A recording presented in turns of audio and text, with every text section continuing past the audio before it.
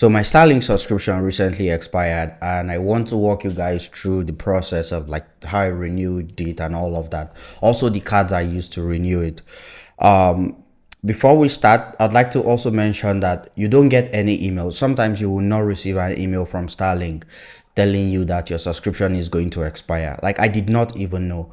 I did not know until like 3 days before. I logged into my Starlink account and it just says that your subscription would be overdue in 3 days or something like that. So I was like, okay, yeah, I think I'm just going to wait it out. I wanted to see what happens when it expires and you don't renew.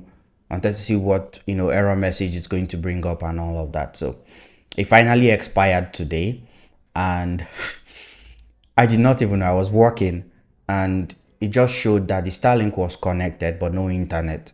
So on the Wi-Fi, it just shows me an option to log in. But when you click on that login, it just throws an error page, nothing else. For a second, I thought the Starlink had issues. Maybe it was like, maybe rain was coming or network issues. So I restarted it. I rebooted it and it was still the same thing. So I was like, you know what, let me check starlink.com, log into my account and see what's going on. When I logged in, it was then I realized that, oh, actually, I just remembered it's actually it's actually expired now. So I had to renew it.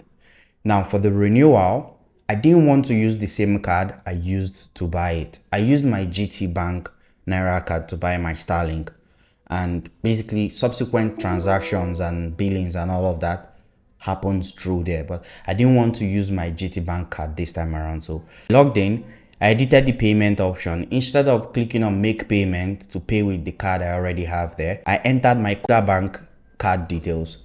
I chose Kuda because I've already used GT, and again I used my GT card to buy my Starlink. For those of you who your GT card did not work for you, you might have to check with your bank. It worked for me, right? So I'm not bullshitting or anything. I also think it worked because my card is enabled for online transactions. So if you're using a Nigerian card, a Naira card, make sure it's enabled for online payment. If it's enabled for online payment, it should work. Back to the story. So I used my Kuda card, right? If you don't know how to enable your Kuda card for online payments, check your Kuda account settings. There's an option that says enable for international transaction or online payments or something. I'm going to include a screenshot in this video. But enable your card for online payments first, so that you can use the card to pay for things online. Granted, it's not a dollar card, so it might not work everywhere, but if you enable your Naira card for online payment, it would work for a lot of things online. Anyway, as I was saying, so I entered my Kuda card details. This time they told me to enter my NIN, the card details, the name on the card.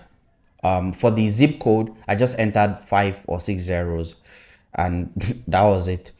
So, and then I was able to renew my subscription. So this part is tricky. When you enter the card details and you click on make payment to renew your subscription, it's going to tell you that your payment is processing, and we are going to email you when your payment has been processed. So all you have to do is just go back, just exit that page, no worries. So what it now does is it automatically charges the card like 15 Naira or so to confirm that the card is working and it's a valid card. Then after that, it will charge you the subscription amount.